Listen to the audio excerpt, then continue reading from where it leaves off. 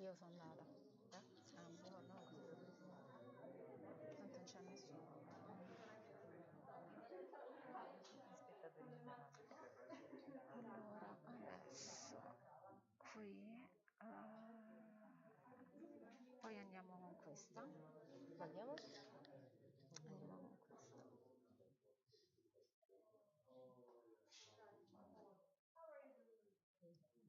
Il lettore parla da lì, quindi io faccio il problema che era un pezzo di Tanto lui è il moderatore, adesso salirà poi. Ah, ok. Allora, iniziamo con occasione.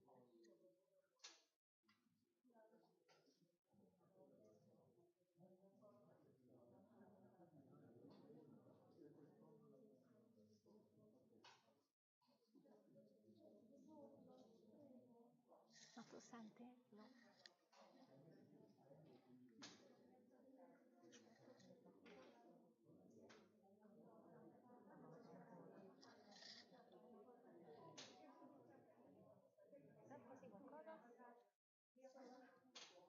Sì, sì, sì.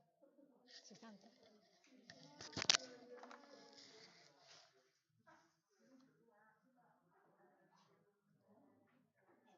Sento la tua voce che ci si sente.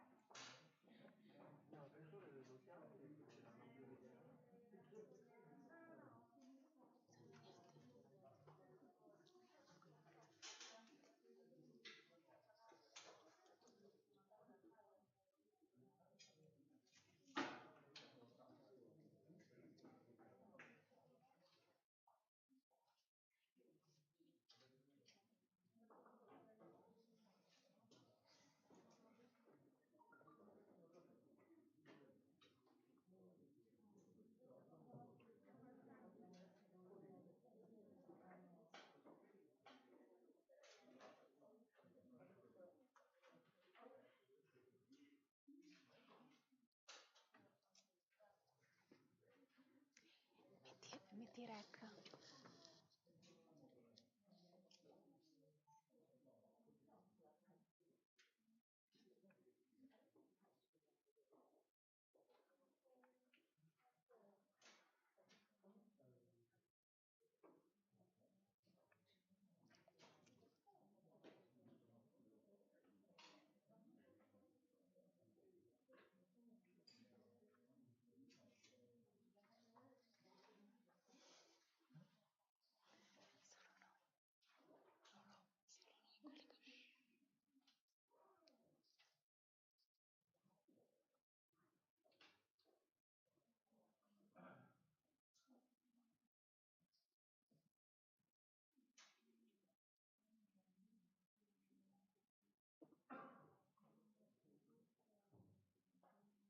Honorable distinguished guests, the Ambassador of Japan to the Holy See, His Excellency Santa Sede, the Secretary ad interim of the Dicastery for Human Development, Reverend Sister Alessandra Merili, all the distinguished guests, representatives of the Holy See, Director of the Pontifical Salesian University, ladies and gentlemen, good morning. Most welcome to this conference entitled Empowerment of Women in Conflict Areas Project. The introduction of this conference will be given by Director of the Salesian Pontifical University, Reverend Professor Andrea Watson. Most welcome.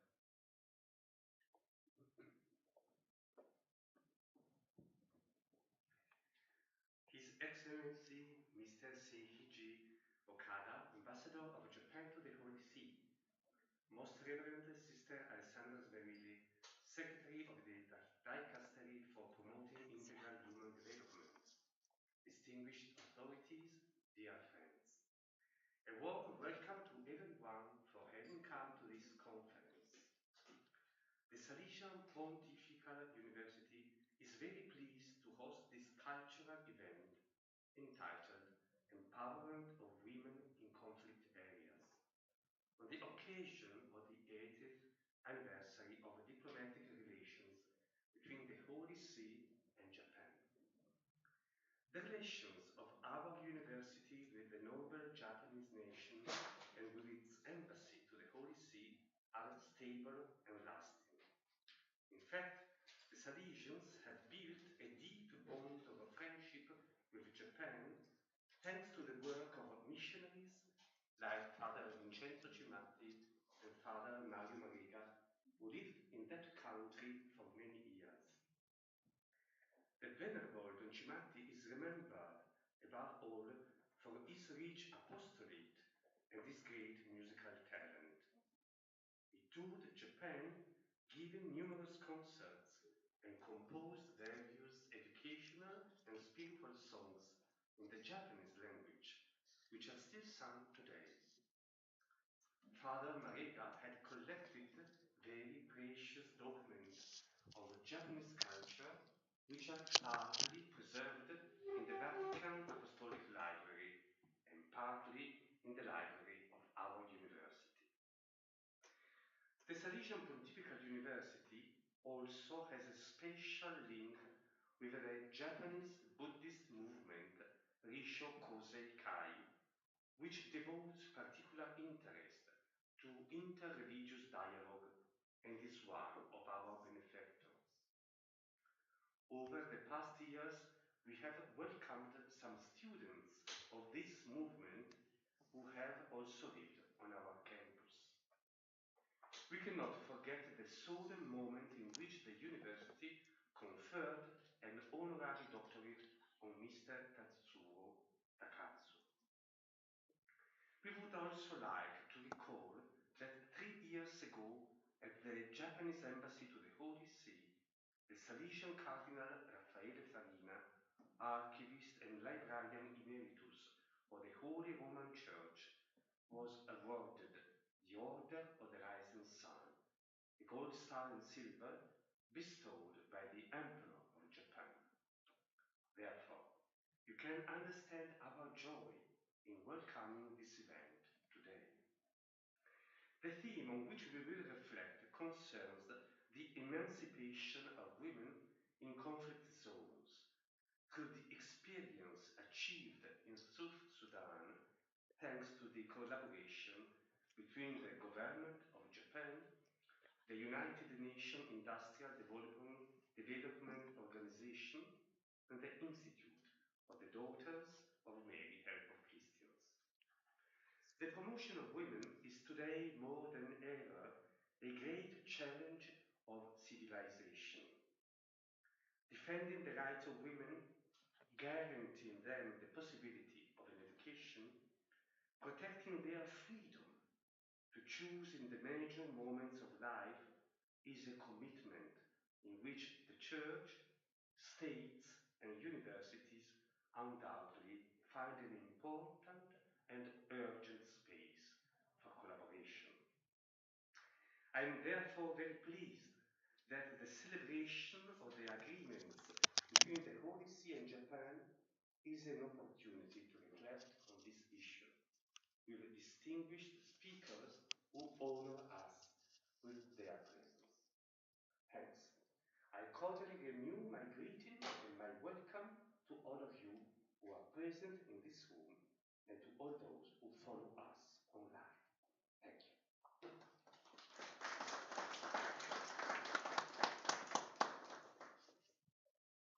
Thank you very much, Reverend Professor Andrea Bostolo, Director of the Salesian Pontifical University, for bringing us close, interconnected with the Japan nation and our Salesian Pontifical University.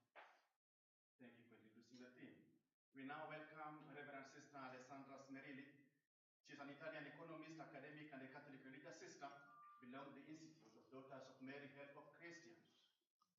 Since 2008, she's a member of the scientific and organizational committees on the Social Week of Italian Catholic, and since 2013, secretary of this initiative. She was an auditor on the 15th Ordinary General Assembly of the Synod of Bishops, which was held in 2015.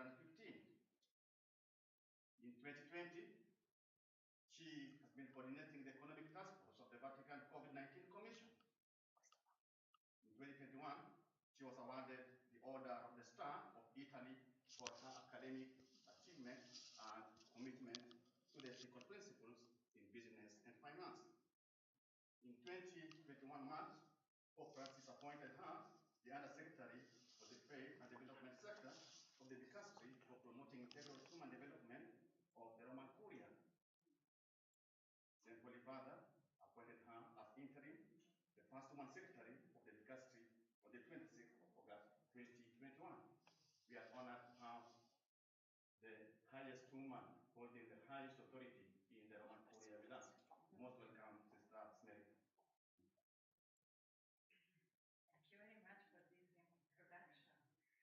And so I'm here representing the dicastery, but also here to thank, and I'm very grateful to the Japanese Embassy, to the Holy See, and the Pontifical Salesian University for this invitation. And I like to I'm grateful and happy for the completion of the project done in collaboration with the NIDO and the Salesian Sisters of Don Bosco. Sister Ruth is there. And she was there during this project. Now she is in Rome as a part of General Council of Salesian Sisters.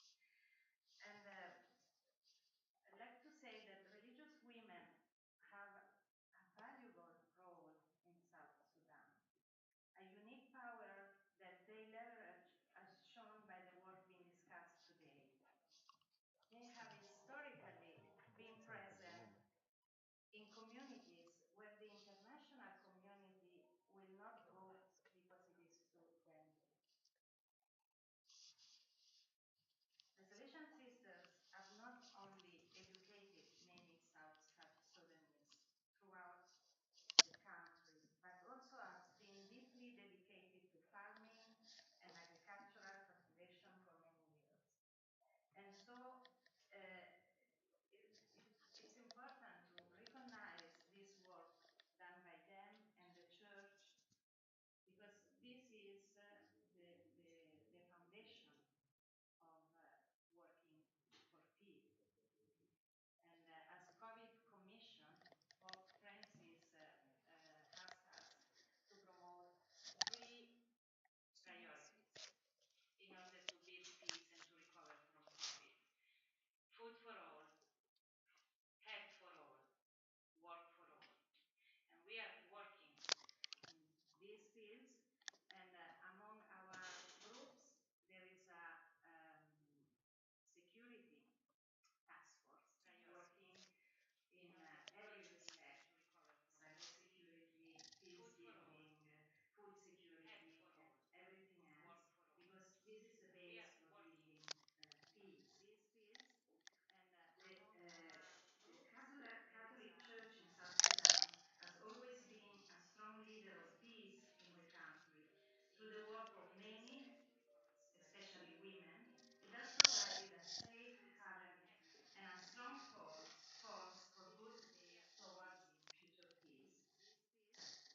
And I think the added value, I was discussing with the ambassador before, the added value of this project is an example on how the collaboration can bring great results. Because there is the Japanese embassy sisters, the sisters of the Salesian and NIDO, and all together. And as I think you are going to show later on, they provided something that can be replicable and with results that can last. Because sometimes the problem of this kind of project is that they last for a while and then everything go back as normal. And so this project has helped to foster local business development, which, especially for youth, gives them an option other than harm armed conflict, through which to provide for their families. Because we know that having a job, being able to cultivate a land is an alternative. The land in South Sudan is so rich, and not just with oil. It should be appropriately cultivated by people who live there. And this project is an excellent example of subsidiarity and local ownership in action, making work for all a reality in a country deeply bounded by the sins of war. Especially with the ever-shifting dynamics of climate change in the country, South Sudanese ownership of the agricultural market is ever more important, I think. So when Pope Francis says everything is connected, this is an example of working in different fields can help to reach a sustainable development. And I'd like to quote now Pope Francis in Fratelli Tutti. There is no way to resolve the serious problems of our world if we continue to think only in terms of mutual assistance between individuals or small groups. My own country also shares responsibility for my neighbor's development. We can rise to the challenge of envisaging new humanity.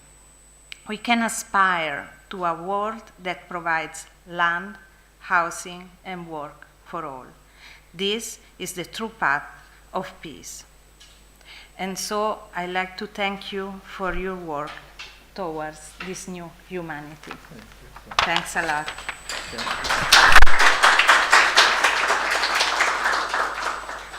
And unfortunately, I was supposed to remain here till the end, but as you can understand, this is a tough moment, also for a dicastery who, with the migrants and refugee sections, trying to help in this moment. And we pray, but we should also act. And so I'm sorry for not staying here, but I'm glad to receive material from this conference and the follow-up. Thank you so much.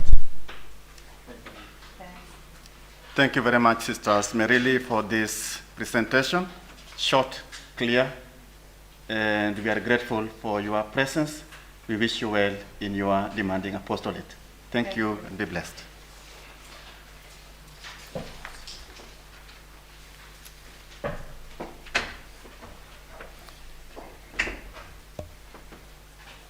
It is now my honor to present His Excellency Mr. Sheiji Okada, the Ambassador of Japan to the Holy See, as he presents us the theme on Japan's policies to support development and the case of South Sudan.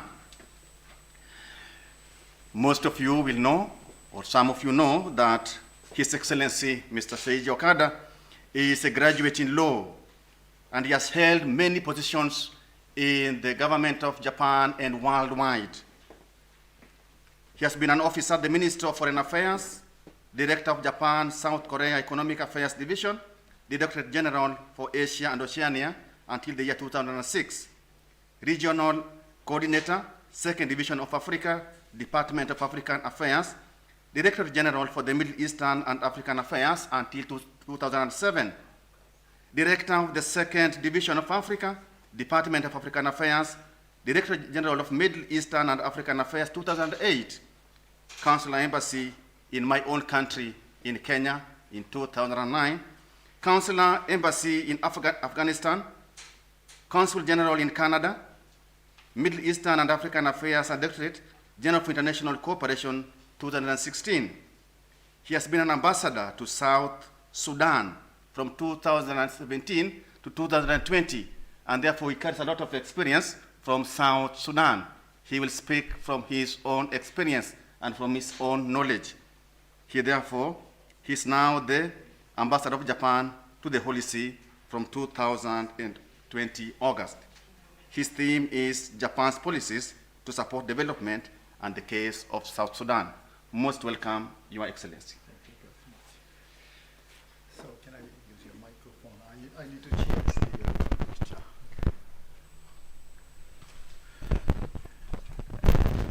Thank you for the introduction, and good morning, everyone. And thank you for coming today. And actually, I'm very glad to say that this is part of the program of our 80th anniversary of the establishment of Japan-Vatican diplomatic relation. And today, the topic is as you see, supporting South Sudan, particularly empowerment of the women. Actually, it's such a coincidence. Just yesterday, the Pope Francis, he just announced that he is visiting South Sudan, July this year. And I'll touch upon it. The Holy See's activity in South Sudan, they played a very significant role for the peace process in that country. And today, the topic is women's empowerment. So my colleague from UNIDO, Ms. Akemi Ishikawa, she will present you the detail of the program. But before, I just would like to introduce the overall kind of situation of South Sudan itself. Very unfortunately, now we see the very difficult situation in Europe. And we really have to seriously think about how the international community work together. Then, I think today's topic, supporting South Sudan, maybe have a lot of implication for this question again. So I would like to start the sort of overall view of South Sudan first, and then we'll ask my colleague to give us the more detailed information about the project. Actually, I believe, as the government of Japan's kind of basic policy, particularly for the aid cooperation, is one of the most important issues to support the country like South Sudan or other, conflict nation. Or we believe there are three areas that we have to cover. First, of course, peace building, peace and security is one of the most important things we have to do. We have to support the peace building. At the same time, we have to do a humanitarian aid.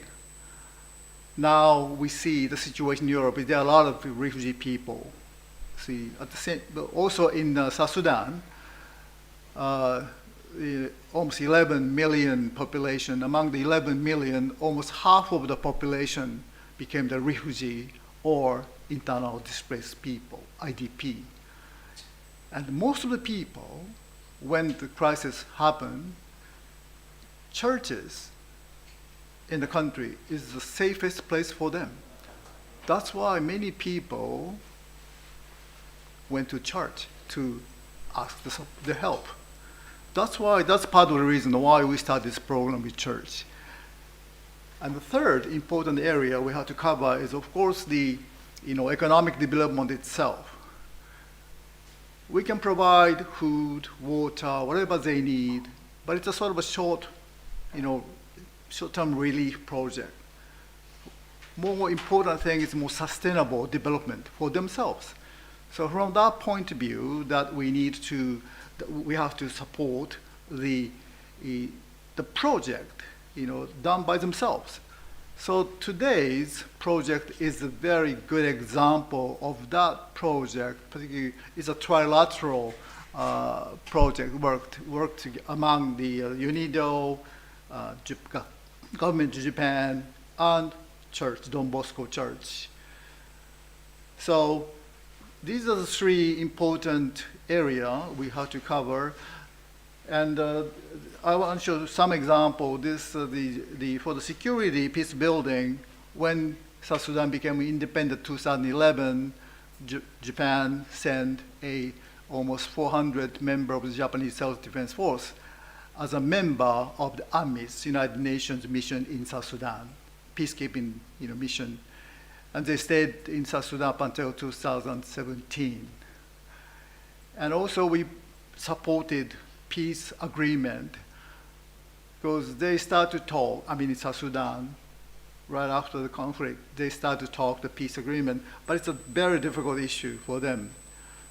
Finally, 2018, they agreed the peace agreement. But the real problem is, even after the agreement of the peace agreement, it's so difficult to implement what they agreed. So the situation is still the same now. So we have to support the implementation of the peace agreement itself. Another important area is in the peace talk, we always have to support the NGO, women's group, to be a part of the negotiation of the peace talk. So we supported them, to participate in the peace talk. Japan funded them to travel to the place when the talk occurred, or we provided any financial support to this group. And as a part of the implementation of the agreement, the so-called cantonment. Cantonment means they agreed the government army and the opposition army have to get together to make one army. So that's called cantonment. But the issue is always the opposition armies, they're forced to stay in the bush, in the middle of nowhere. No water, no food. And sometimes, because of that lack of the material, they attack the nearby villages. So that's another issue, and we supported these people, these bush soldiers we call. So this is another example of the peace building support. And also, again, that women's are important part of the peace talk itself. So we helped women's group to organize their own meeting so that they can discuss among themselves how that women should be, be a part of the country building, a part of the government. So that's one of the projects we follow. And the second issue, as I told you, humanitarian aid, such as food aid, the many things, and also the medical support. Unfortunately, because of the conflict among them, there are many soldiers, injured or killed, and we have to support, the people's treatment because the medical situation in that country is very primitive. So they need a lot of support from the international community. That's the part area. And of course, the other important area is education. I think literacy rate in South Sudan is less than 30%. And also the many schools, the universities are kind of closed because of the conflict. The school itself is destroyed. So there's no chance for the children to continue to study. So international community has to really focus on how we support these children. Not only the children, like a vocational training is also important for the adults, and also the education of women is also important. So the education is one of the part that we really focus on. So support for the primary education, or computer education for the adults, and education for girls, the important, and job training, in this case particularly for women. And actually now today's topic is really focused on this part. And third part, as a support for the economic development, the one issue is the infrastructure. South Sudan is a young country, and the infrastructure is very, very primitive. Surprisingly, South Sudan is a Nile River in the middle of the country, almost 1,200 kilometers long. But surprisingly, there's no single bridge. So that country is totally divided in west and east. So we decided to make a bridge in Juba. So there will be the complete very soon. So the kind of infrastructure, and they named the bridge like a Freedom Bridge. It's a very good name. And also the water supply is one of the other important infrastructure in these countries. And lastly, the agriculture is a very important part, because agriculture is very rich, the country for the agriculture. So there's a lot of potential for them to grow. So we are focusing, so the agricultural kind of support. And you see that big, huge banana. That's normal banana. It's amazing. I've never seen that kind of huge banana. And the important part is also the women's small business. Country like South Sudan or many other African nations, maybe, women is a very important workforce. They work very hard, not men, unfortunately.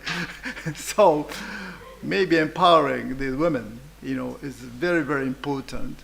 So that's why we support this women's business. And again, today we focus that part again.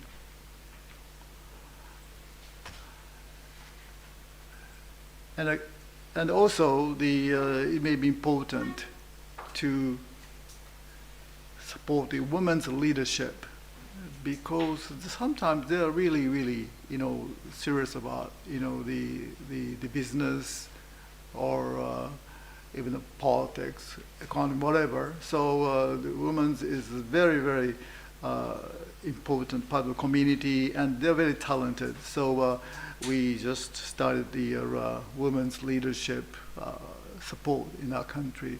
So these are the kind of overall view of the South Sudan. And today we will focus the empowerment of women. Actually, it's a coincidence. Yesterday, the March 3rd, is a girls' festival back in Japan. And next week, it's March, is the International Women's Day. So it's a very current topic for us to see how the woman is playing an important role in the community, and how we support them is a very important issue. And again, before I close, I really want to pray for the situation, what happening in Europe. And again, what we discuss today is maybe we will see some implication how we work together to tackle with the current situation in Europe. Thank you very much.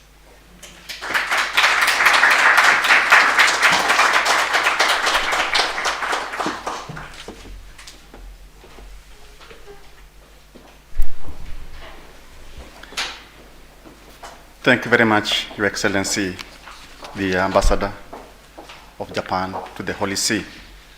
Thank you for the brilliant presentation and for giving us knowledge of the situation. We will now welcome Dr. Ishikawa Akemi. Dr. Ishikawa Akemi holds doctorate in philosophy from the University of Tokyo. She also holds Masters of Economics and International Development and Bachelors of Arts in International Economics. She's an industrial development expert and technical project coordinator at UNIDO, the United Nations Industrial Development Organization, a specialized agency of the United Nations that promotes industrial development for poverty reduction, inclusive globalization, and environmental sustainability.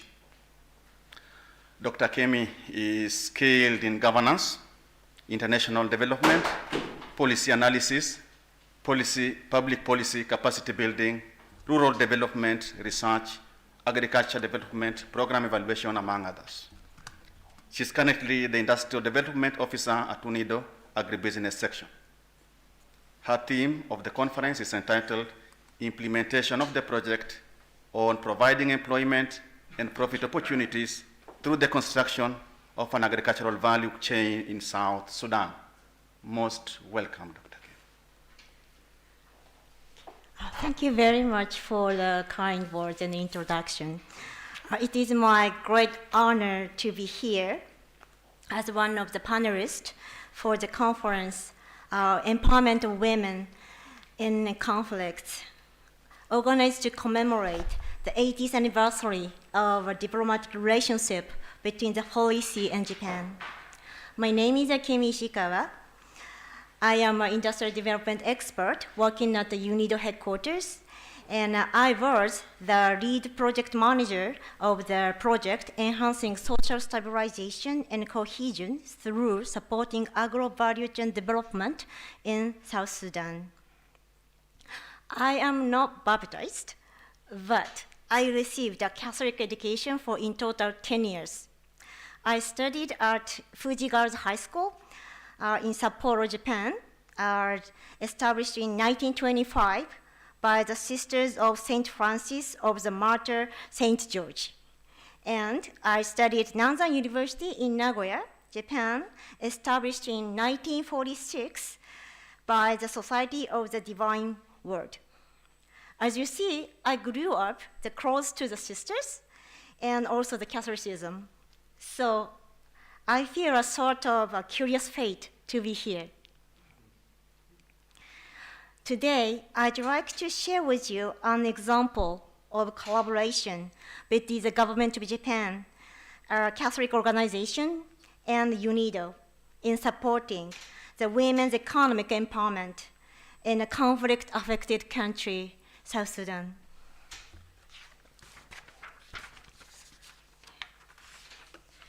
The government of Japan has been financially supporting UNIDO and UNIDO's project as one of the prominent UNIDO's member states. This project was financed by the Japanese Supplementary Budget Financing Scheme, which is ideal to address urgent issues because the funds are disbursed in a rather short lead time after the approval of the project.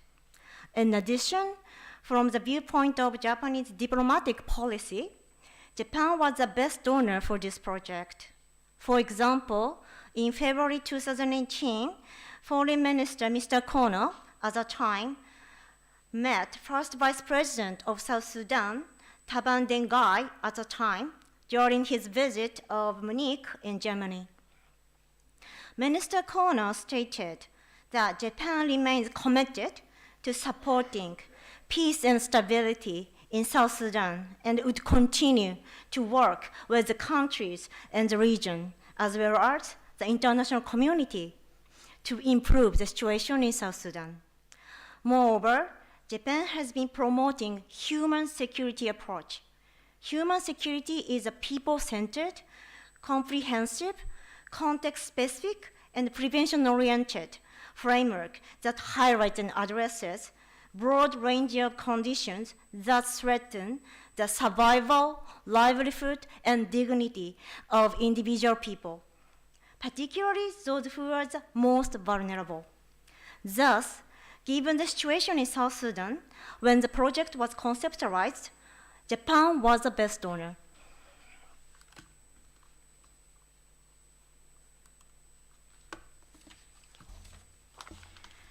Before going to the overview of the project, first of all, let me introduce you South Sudan briefly, as perhaps except Ambassador Okada and some of you are not so much familiar with this country.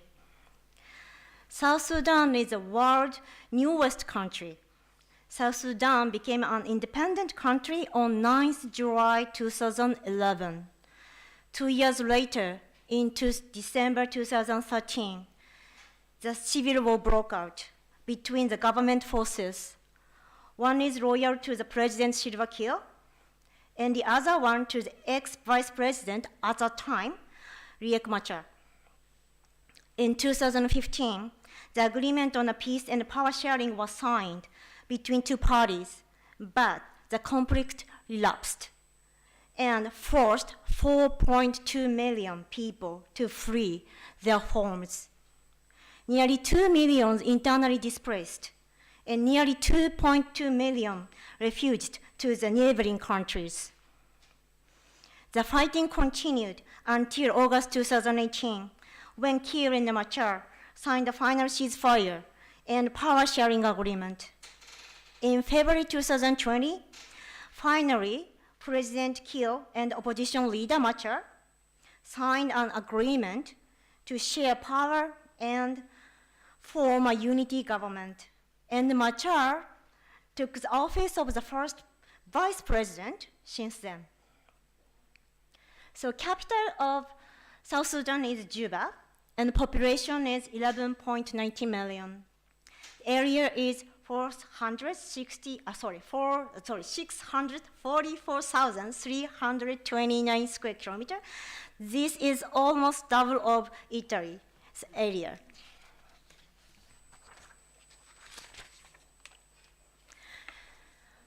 Official language is English. The most spoken language in South Sudan is Juba Arabic, a dialect of Arabic. And 60% of South Sudanese are Christians. And the literacy rate is 34.5%. This is very low, even compared with the average literacy rate of Sub-Saharan Africa, that is 66%. So it might not be so difficult for you to imagine. Most of South Sudanese workforce is largely illiterate, lacks in basic knowledge in math, science, computer science, and or business. This is mainly because they have not completed even primary education due to the protracted conflicts. From the viewpoint of the national economy, South Sudan is categorized as a low-income country. The nominal GDP per capita is only $246 US. Life expectancy is 58 years, and Gender Development Index. South Sudan ranked 149 out of 167 countries. And as to Human Development Index, HDI, South Sudan ranked 85 out of 189 countries.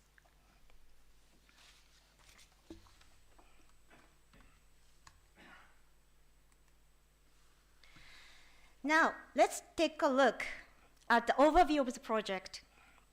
The title of the project is Enhancing Social Cohesion and Social Stabilization and Cohesion through Supporting Agro-Value Chain Development in South Sudan.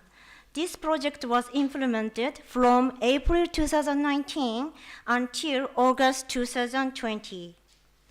This project was funded by the government of Japan, executed by UNIDO, United Nations Industrial Development Organization, in partnership with Salesian Sisters of Don Bosco, Gumbo.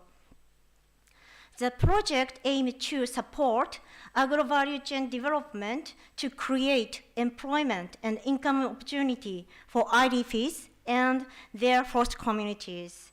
And we assume if we achieve this outcome, we can achieve development objective to enhance self-reliance and resilience of IDPs and host communities, and to contribute to social stabilization and cohesion. And to achieve the outcome, two outputs, as was said. Output one is soft and hard basic facilities for agro-processing established. This output directly target South Sudan National Bureau of Standards, SNLBS, under the Ministry of Industry, and Drugs and Food Control Authority under the Ministry of Health. And for the output two, IDP and host communities trained in agro-processing and entrepreneurship development skills. This output directly target Mazzarello Women Promotion Center and IDPs plus host communities. And the end beneficiaries of this project is IDPs and host communities at Don Bosco. The project targeted both IDPs and host communities. Why?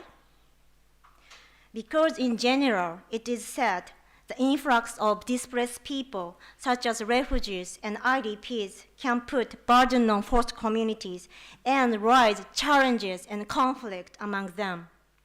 If the assistance targeted and limited only to the displaced people. Therefore, UNIDO projects usually target both forcibly displaced persons and host communities for promoting social cohesion and stability. The original idea of this project actually came from Ambassador Okada, who was the ambassador of Japan to South Sudan from 2017 to 2020. In my understanding, please correct me if I were wrong, Ambassador Okada. Ambassador Okada wanted to make use of mangoes dropped from the trees and left on the streets.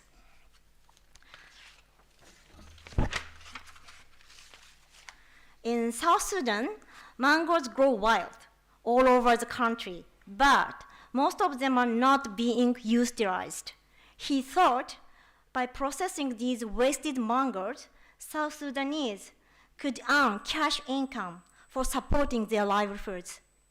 Thus, he approached to UNIDO to conceptualize a project based on his idea to support the development of mango value chain, mainly focusing on processing these mangoes. As per his request, UNIDO started preparing a concept note. Then, shortly, we encountered